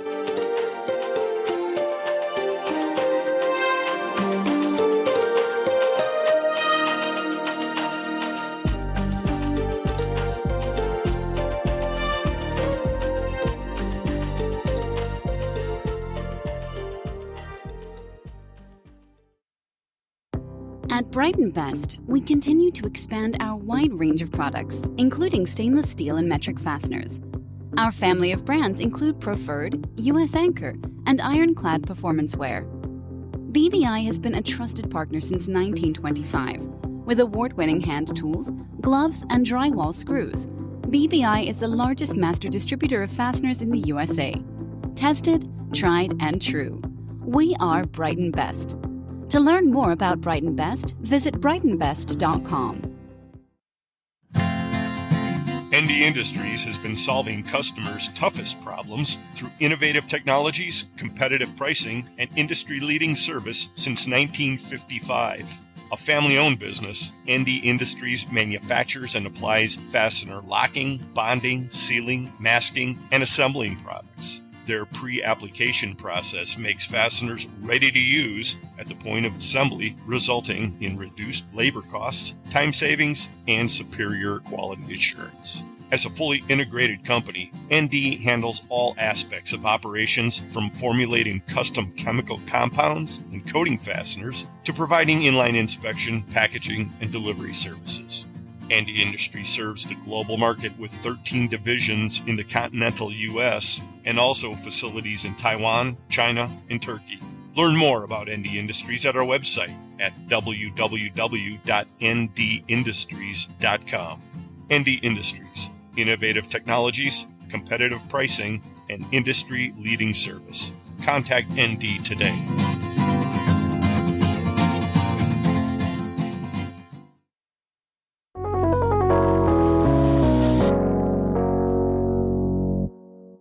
Hi, everybody. This is Carmen Vertullo with your Fastener Training Minute, coming to you from the Fastener Training Institute and AIM Testing Laboratory in beautiful El Cajon, California. Today's topic has to do with supplements. Now, when you think of the word supplement, you probably think of a Vegemite sandwich or something like that. And there may be an odd intersection between the world of fasteners and the world of supplements because, you know, we have a fastener committee called the B18 committee, and that's a pretty important committee. And if B12 is an important supplement, then B18 probably must be even more important. But we're not talking about a Vegemite sandwich here. We're talking about the supplements that show up at the end of many ASTM fastener standards. They're often ignored, sometimes misunderstood and taken for granted, but they can be very useful and powerful. When I come back, we'll talk about the supplements that show up at the end of many ASTM fastener standards. Thanks, Carmen. This is Joe Morris with the Fastener Training Institute. We have some new training events planned for the third year. The Fastener Training Institute is proud to partner with Fastener Fair USA, presenting Fastening 101. This year, this popular class will be presented virtually.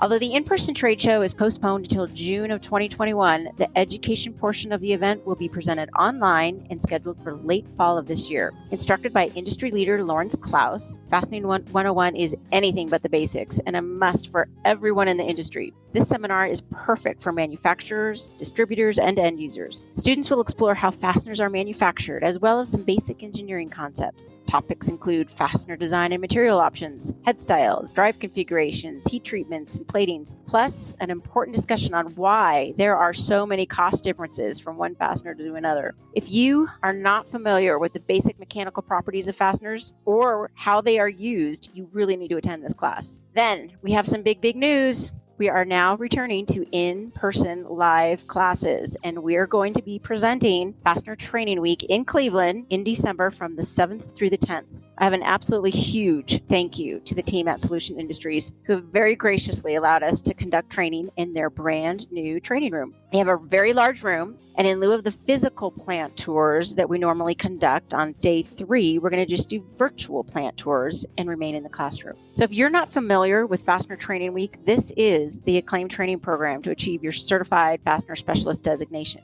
Lastly, a reminder, FTI, Fastener Training Institute, we have a complete collection of training videos in our online learning library. If you need to conduct training from home, we have plenty of options for you. Please visit our website to learn more or to register for any of our classes at www.fastenertraining.com. Take care, everyone. Stay healthy. Now back to Carmen for our Fastener Training Minute.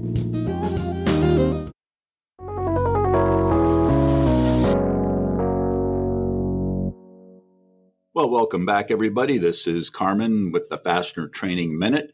Today we're talking about ASTM fastener supplements, and those are things kind of like the supplements that we take that make us a little bit better. They make the fasteners a little bit better. Typically, these supplements are at the end of the standards to give the end user a little bit of an extra feature that normally would not be required or maybe is not worth the expense for the majority of those who use the fasteners. So when we order our ASTM fastener, one of the things that we would have to include is a requirement for a supplement. It says that right in the beginning of the standard, by the way. When it gives us the list of all the things to include in the purchase order, it says supplements, if any. Well, this question came my way recently. Someone got an inquiry for an F436 flat washer, ASTM F436 hardened steel flat washer, a very common washer, and it only has one supplement at the end of the standard. And the question was, they want an S1. What is that? Some kind of a grade, or what is that all about? So I said, S1 is a supplement. The supplements will always start with the letter S. They start with 1 generally, except there's one odd standard where they don't start at 1, at least one standard. I'll tell you about that in a little bit.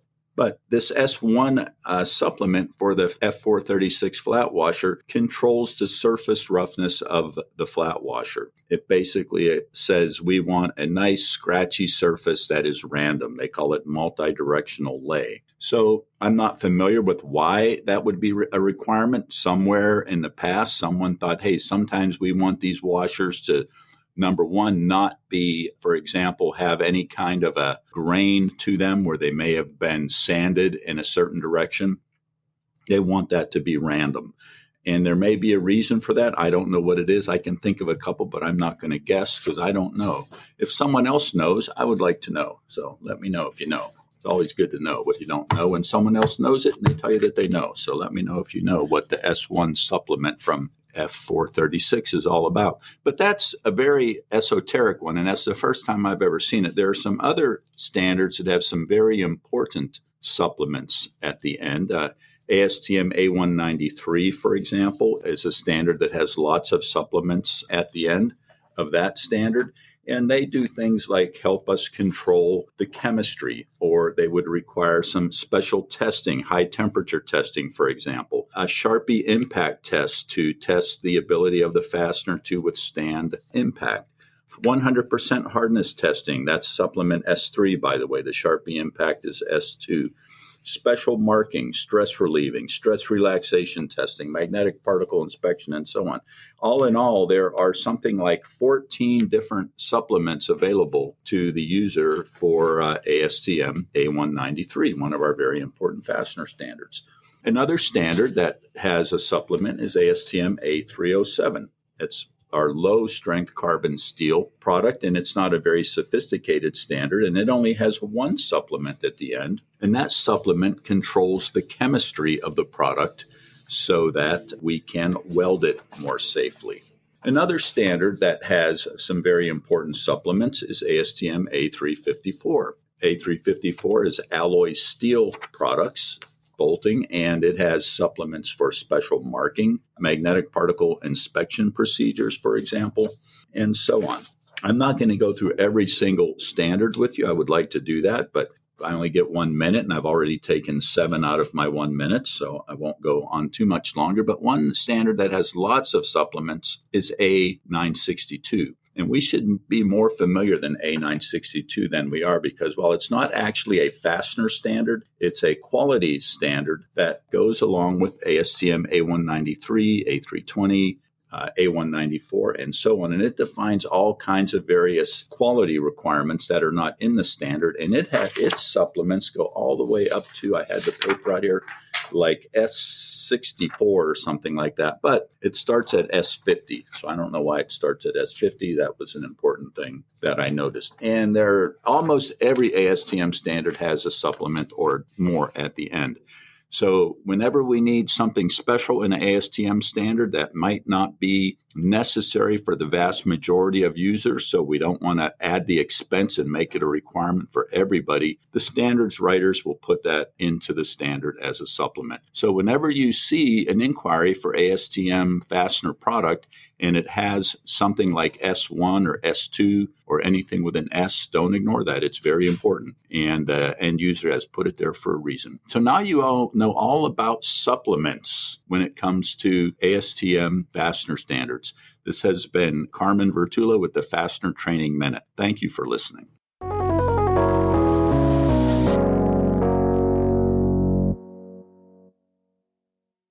This is Jake Davis with BTM Manufacturing, and for over 50 years, we have been a leading manufacturer of bent wire and threaded products, including U-bolts, single and double-end studs, anchor bolts, and many more per-print items. Based in the heart of America, Kansas City, Missouri, BTM supports fully threaded radio because they support our fastener industry. Being a part of FTR is almost as good as a hot cup of industry favorite U-bolt blend coffee. And if you still don't know how good that is, call BTM Manufacturing today and find out for yourself. BTM Manufacturing, commitment to service. This is Baron Yarborough with Spring Bolt and Nut Manufacturing, the best beard in the business. Sorry, Chris. And you're listening to Fully Threaded Radio.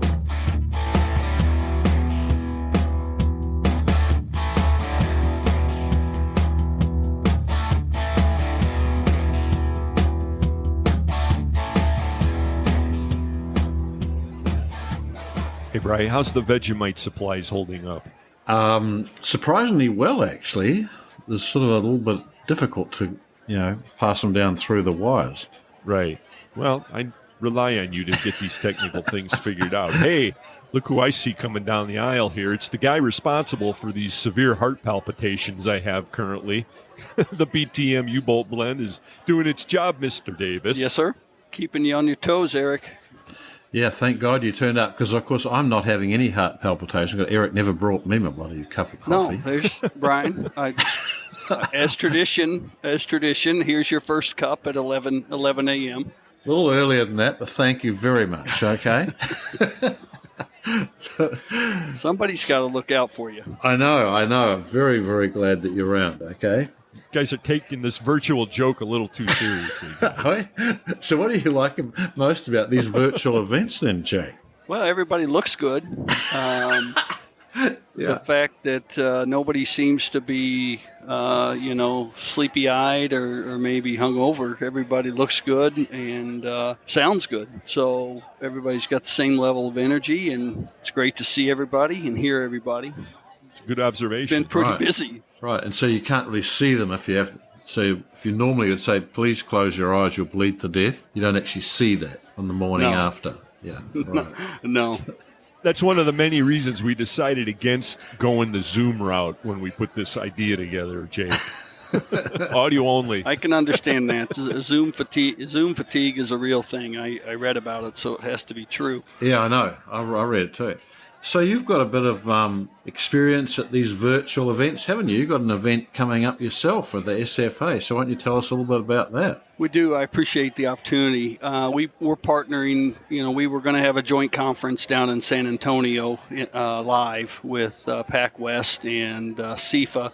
And a couple of our board members worked with each of the associations and came up with a virtual conference. We're calling it Connecting at a Distance, fall meeting reimagined, no mask required, of course. And we've just got some events scheduled starting Tuesday, October 20th, running through Thursday, October 29th, Tuesday and Thursday, 2 weeks in a row, where we're having some economic update and some panel discussions, roundtable discussions. And so just an opportunity for all of us to get together, see each other, maybe learn a little bit about what we've all kind of been through with this pandemic. So excited that we're able to put something together and offer it to our fastener friends. And registrations opened up after Labor Day, and all of our friends can register at pacwest.org.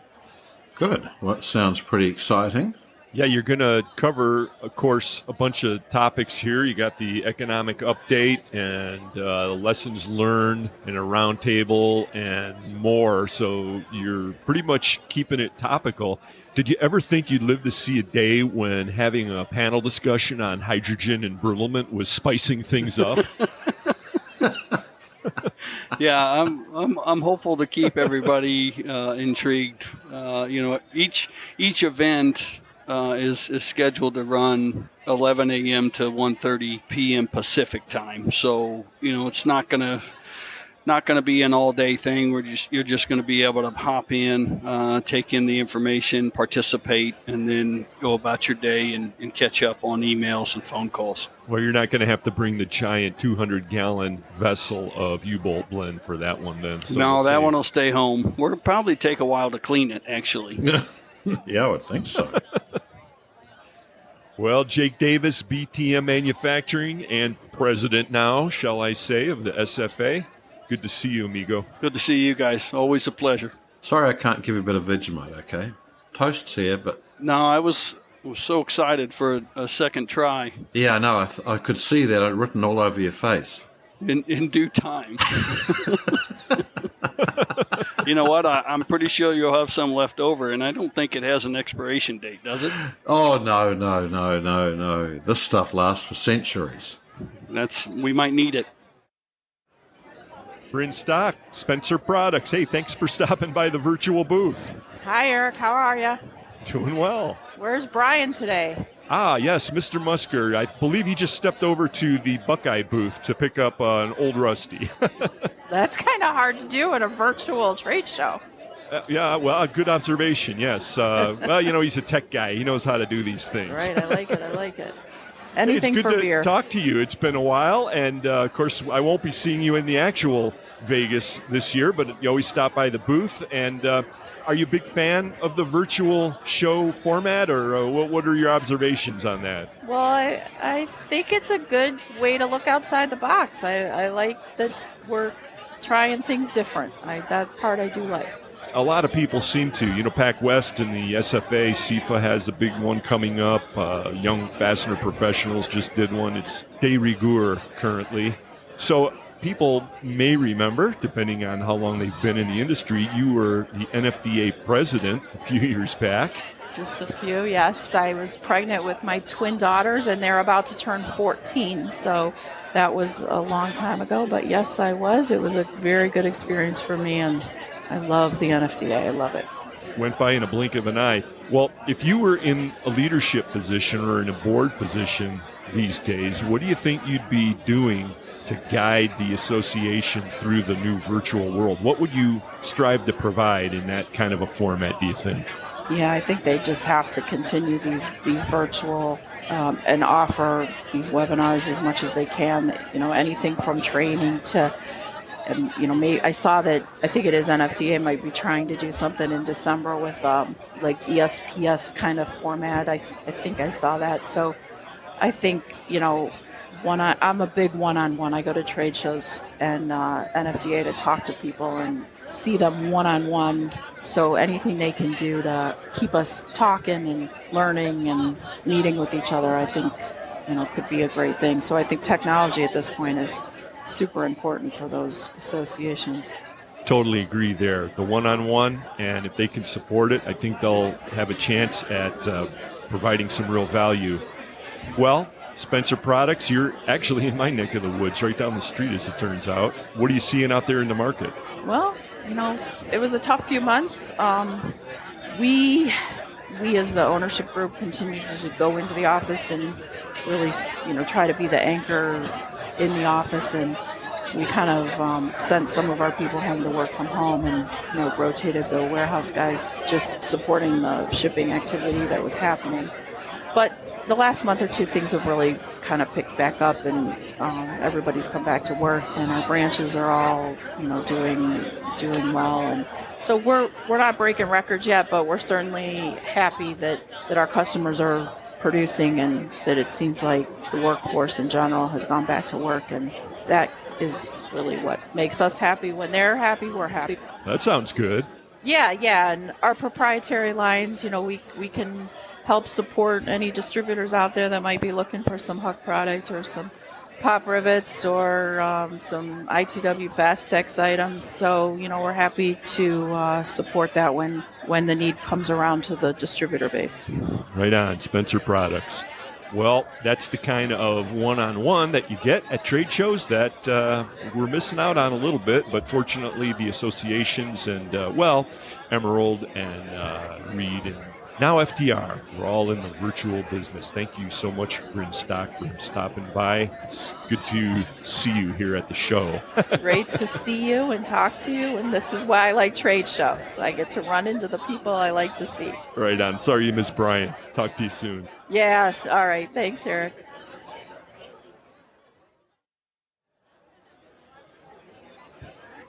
Oh, no, Brian. Here comes Mike Topolewski. Why? What's wrong? No. I love the guy. It's just last time I talked about his company on the show, I got the company name. Mike! Yes. Hey, buddy. Doing all right? Mike Topolewski, Perigee Manufacturing. Gentlemen, how are you? We're doing good. I think I prefer these sort of shows better to the real ones. Yeah, did you stop by for some Vegemite? Oh, yeah, absolutely. Where are you serving it? Well, actually, no, it's a bit of a problem because I'm actually really frighteningly close to running out, and that is a serious problem. I'm going to have to get my sister to send some more over from Australia. How long does that take? A long time. Yeah, well, heavens knows you're not going to be getting on a plane anytime soon to pick up another supply. Well, Mike, speaking of all that, how did you get out of the state of Michigan? Now, you are a manufacturer up there in Michigan. What are you seeing up there? I mean, how's the business climate outside of the headlines we've all been reading? Yeah, I think it's getting better. July was not good by any stretch. First 2 weeks of July, especially, were quite slow, which is, not unexpected with the holiday and the summertime. Right. But especially with the pandemic, I think it was just really, really bad. And so since then, the quoting activity has picked up quite a bit, and orders are coming in. So, it's better than it was, but it's still not back, at least from our vantage point, to anywhere near where we would expect it to be. And certainly we're not expecting that until hopefully first part of 2021. But, we've got, if anybody didn't know, we've got an election coming up. And so that, that throws everything. That throws everything. Yeah, exactly. So then means that, like all the companies, basically we're looking to work out how we endure the next 4 months to get through past all the crap through to the new year. Exactly. Yeah, endure is a good word because we just don't know what's going to happen. In the state of Michigan here, there's still a significant amount of lockdown. Gyms are still locked down, and certain parts of the economy are locked down. So, this country, we need to get back to work and get the economy back to some semblance of where it was before. And I think that's very difficult to do if you don't have all aspects running. And obviously you can do that safely. And I'm no health expert, but we've got to work toward getting this economy rolling again. You're right. And at the moment, it's partly working. That's all you can say. There's some bits of it that are working a bit and some bits that are a disaster. Yes, it's affected everybody. So, let's do what we can to get back. And no one has a crystal ball or all the answers, but as a business, as someone running a business, let's get back at it and let's see what happens with that. But again, the rest of this year, I just don't expect any semblance of that. And but I am optimistic for next year. Hey, Mike, you've been on the podcast in the past, of course, Perigee Manufacturing. Thanks for letting me off the hook on botching your name during the last episode. And refresh our memory, though. What markets are you serving over there? Aerospace, automotive aftermarket, defense, heavy truck. Those are the big ones. Of course, we service other industries, but those four are the big. And aerospace and defense and heavy truck, probably the top three. Auto aftermarket is a certain percentage of business. So we're in quite a few different end markets. Well, it's good to be diverse in that regard, and I suppose that's saving you to a certain extent. A lot of people have been mentioning the heavy truck taking a hit, although maybe that's bouncing back now. Don't know. Yeah, we've seen that. Obviously, the these shipments continue, right? I mean, we just look at Amazon stock price, and people need things. So it seems like that's been okay. The defense side, that's always budget related. And obviously, as we mentioned with the election coming up, it seems to be a bit of a holding pattern. Automotive, while we're in Detroit, we really don't support directly much automotive. We got out of that many years ago. The auto aftermarket is a little different market, and it's sometimes it can be up when auto is down, but that's been okay. So all in all, it's not great, but the diversity has helped. You're right. What's the real difference between automotive and automotive aftermarket? Why is there a difference in the way that actually functions? Well, so the auto industry, and we know, there's certain X million cars made per year, and obviously the supporting of the new builds. So the auto aftermarket is replacement parts. Your car needs a front end, ball joint, etc. So those service parts that may not be not directly related to auto. So it's the maintenance and repair of the vehicles, and so we support. Those are typically lower volumes than the OEM builds, and so there's a whole slew of parts that we make that end up in the auto aftermarket market. So this is people like me coming along and trying to buy some special nuts and socket cap screws for their Lotus. Exactly. Yeah. Exactly. That Lotus is no longer market making. Okay. That's right. Yes, and in fact, we have some customers that are in the antique auto business. I was very, surprised to find out that even Model A and Model T Fords, there's a significant amount of people that still maintain those vehicles. And so, we've supplied parts to those. We've supplied them to, the hot rod era type parts. Yep. They want them exactly, in many cases, they want them exactly built as if they were original. So we have a way to do that. And so there's a high cosmetic approach. Oh, yeah, very much, very important. Yeah, I think Rick Finau may be on the show floor today. You're going to have to catch up with him, Mike. I'm sure you can have a old Rusty or two with him on that subject and talk for hours. Well, there you go. It's a weird world today, but you're invested in the future fully. Congratulations again on the birth of your daughter, and it's got to be an exciting time from that standpoint. And we all know that you're not getting too much sleep, so I'm glad to see that you made it out to the show today, Mike. It's always great talking to you guys. Much appreciated, and I hope things continue to go well, and we will get through this, and we'll get through it better than ever. I think we're going to learn a lot from this and move forward. We were speaking with Jake Davis earlier. He's now the president of the Southwest Fastener Association, and he was telling us that Cari Bailey, the new executive director, has been tasked with rebranding the association. Here she is now, Bri, in the booth with us. Hello. Good to see you, Cari. Nice to meet you, actually. And why don't you tell us a little bit about what's going to go into that rebranding? It's wonderful to meet you as well. Well, in the SFA, what we have been really working on this past year, we have actually come up with a new mission statement. We have redone our logo. We are really working to rebrand ourselves, to expand, to really look at how we can make membership in our association the biggest bang for their buck that our members could get. Okay, so that's a very good mission, but how are you going to actually do it? Well, one of the things we've done this year is changed our scholarship program. In looking at what our members were saying they needed, they were really hungry for some education for their staff. So we kept our college scholarships, but limited it to 6, and then put some of that money towards offering 2 scholarships for the Fastener Training Institute to help get that training and education for the staff. Okay, well, that's very good training, as we know from our friends at the Fastener Training Institute. Yeah, I know a couple people who will be happy to hear about that. Well, hey, I have an idea for you. We were talking with Jake, of course, a little while back about the big virtual event coming up. So, we don't have to go too much into that because he filled us all in. But I've had a question that I've been scratching my head about SFA for the longest time. The logo says SFA, but then you always think it should be SWFA because, Southwest and It's a pretty common abbreviation. I agree.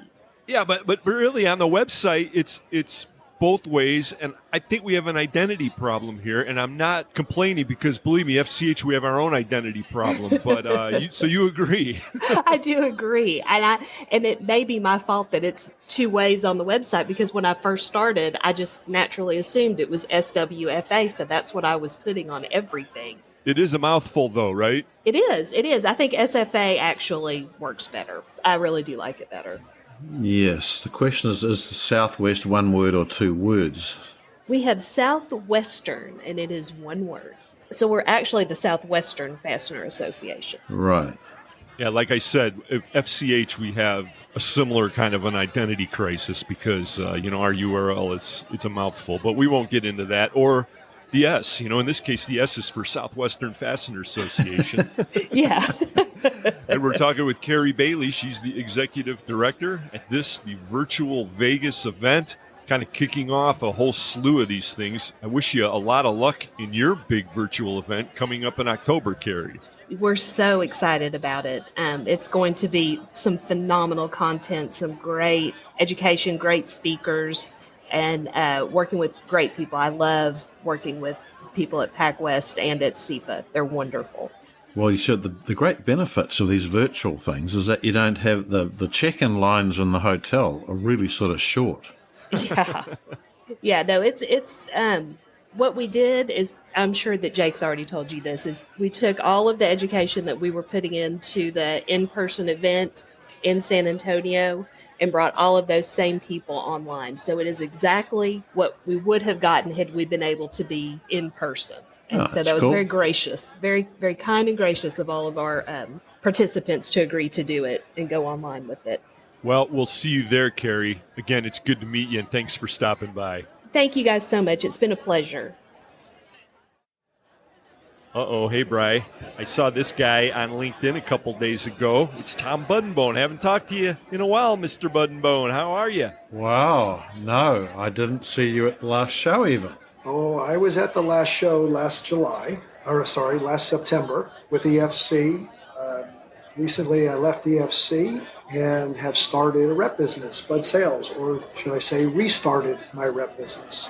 Wow, cool. Yeah. And based out of where? Based out of Dallas-Fort Worth, Arlington, Texas, home to the Cowboys and the Rangers. All right, someplace you're fairly comfortable with. Yeah, that's familiar territory for you, Tom. Yes, it is. I've been here for 40-plus years. Cool. Well, good. I was really happy to see that news splash across LinkedIn. So what do you make of this whole virtual format? Are you picking some things up? What's your overall read on things the way they exist right now? It is a new set of challenges, as everybody knows, to communicate, to get meetings, but I'm kind of a tenacious guy, so I don't really concern myself with not being able to communicate with customers and prospects as I launch this business. So I am feeling quite fortunate that I can talk to people and meet with people. And here in Texas, we have not had complete lockdowns. So, I'm planning some travel around Texas and Oklahoma in the next month to get some products introduced. Well, saying you can talk to people is a little bit of an understatement, I would say, my friend. I just don't let them talk very much. I think that's why you were probably the top NFDA recruiter ever when you were the officer, the chairman in charge of membership. Right. Yeah. Well, I had good training. Shar Cooper from Cable Tie Express, when I first joined, was my champion. And as you know, Shar is a high-energy lady. And she set the standard for making sure you get introduced to people and that you introduce people. That's good. Are you having fun? I mean, that's important. It is fun. It's challenging. I've officially started the business on September 1, but I've been working on it for about 3 months prior to. Formed an LLC, getting all the details in place. And now just trying to finalize a few contracts with people. I got little sticking points here and there, and I feel like in the next week or two that will be done. And my goal is to have no more than 5 or 6 lines, and that way I can keep 5 or 6 sales managers happy with progress in business and not kill myself in the process. You know, you're in very good company because Fasteners Clearinghouse is a Texas registered company as well. Is that right? I didn't know that. No, it is. Business done on a handshake, the Texas way. Yep. And if you were standing in our actual booth right now, Tom, I'd shake your hand and wish you good luck and thank you for stopping by the booth. But that'll have to wait till the next time we meet at the actual Vegas, which I'm sure will happen again one of these days. But it's good to see you back in the saddle, amigo. It is. Thank you, guys. Let's do a virtual fist bump, and you'll hear from me via LinkedIn announcements and things like that as I get things locked down. So, all right, don't spill your virtual beverage there, sir. I will. It's just iced tea at this point. So. Right, good. Tom Buddenbohn.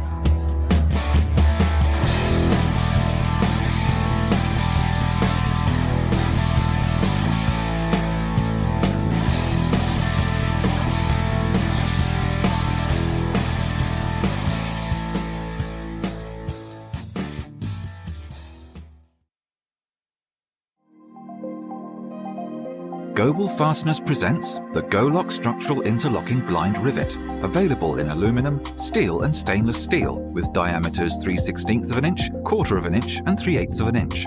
The Go-Lock is one of the most versatile and common style of structural rivets on the market today. Paired with the AirPower 3 pneumatic tool, this combination proves efficiently robust for truck and trailer applications where the need for heavy-duty fasteners is required. With its high-strength features, it is clear why the Go-Lock is the best-performing structural blind rivet in the market today. Goebel Fasteners. Quality the first time. GoebelFasteners.com. Since 1905, Buckeye Fasteners and the Ohio Nut and Bolt Company have been supplying the world with high-quality fasteners. Our standard product lines include weld fasteners, braided weld screws, leg levelers, self-clinching hardware, clevis pins, rivet nuts, and various other fastener lines, allowing us to support virtually all types of industries. BuckeyeFasteners.com. Buckeye Fasteners, more than just weld. At Worth, status quo isn't an option. Worth is a global supply chain solutions provider of fasteners, MRO, and safety products, along with value-added services like kitting and assembly, 3D printing, and engineering assistance. Find out what Worth can do for you at worthindustry.com.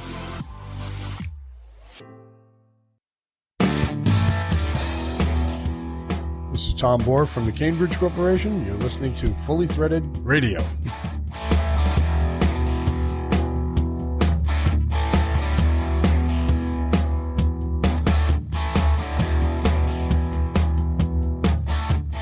Well, one good thing about doing this whole thing virtually, Bri, is it was really a snap to close up the booth. You know, usually that's a real hassle. This is true. This is true. Yeah, we're working out who's going to stay in the booth and who's going to get to go early and head off to go sightseeing. Yeah, and I don't have even a faint pounding headache, so that's a plus too. Or to be totally parched, having spent 2 days talking. Well, for better or for worse, this was our attempt at virtual Vegas.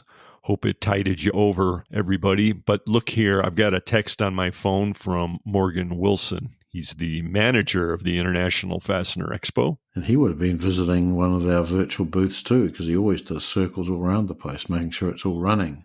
Oh, yeah, he was out there. He didn't make it onto the podcast today, but he was definitely out there.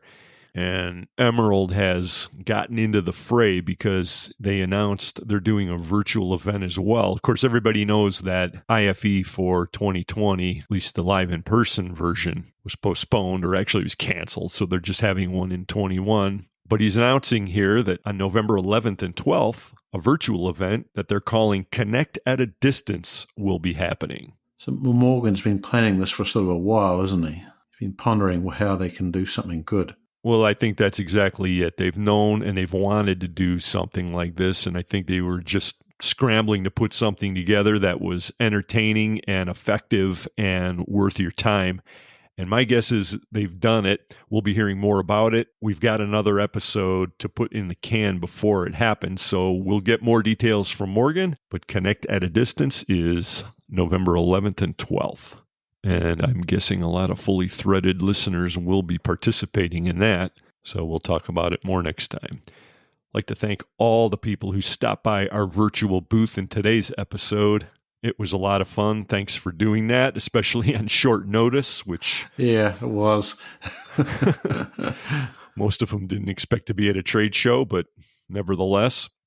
Also, Dave Manthey of Baird joined Mike McNulty with Fastener Technology International on the Fastener News Report today. Carmen Vertullo had the Fastener Training Minute. Thanks one and all. Thanks to you as well for clicking in. The title sponsors of Fully Threaded Radio are Stelfast. For service you deserve and people you trust, it's Stelfast. Brighton Best International. Tested, tried, true. Brighton Best. Global Fasteners. Quality the first time. Global Fasteners. Fully Threaded is also sponsored by Buckeye Fasteners, BTM Manufacturing, Eurolink Fastener Supply Service, Fastener Technology International, InSequel Software, ND Industries, Parker Fasteners, Solution Industries, Volt Industrial Plastics, and Worth Industry North America. We'll miss seeing you guys, folks, in real time, but we want you to know we appreciate all the support, and we'll do what we can virtually to plug some of the holes. So, yeah. Marketing in the new era. Right. Don't forget about our BBI ironclad glove giveaway, I guess I'll call it.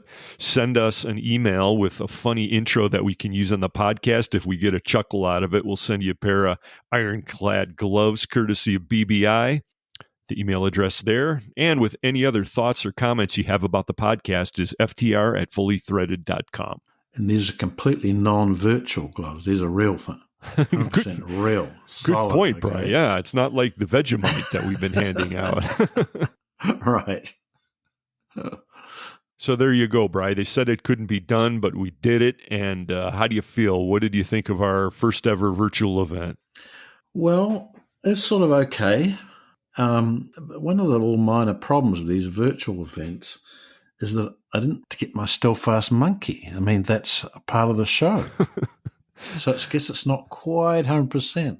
Right. I knew that monkey would make an appearance somewhere on today's episode. Thank you. Right.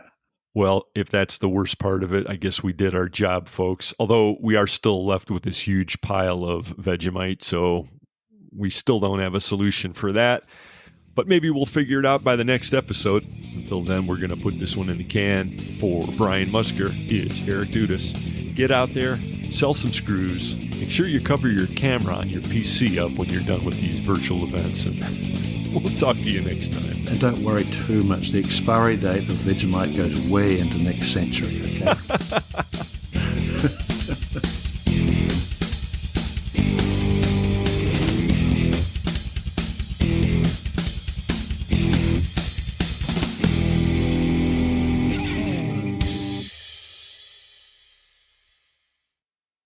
Fully Threaded Radio is a production of Fastener's Clearinghouse. Music provided by Audionautics.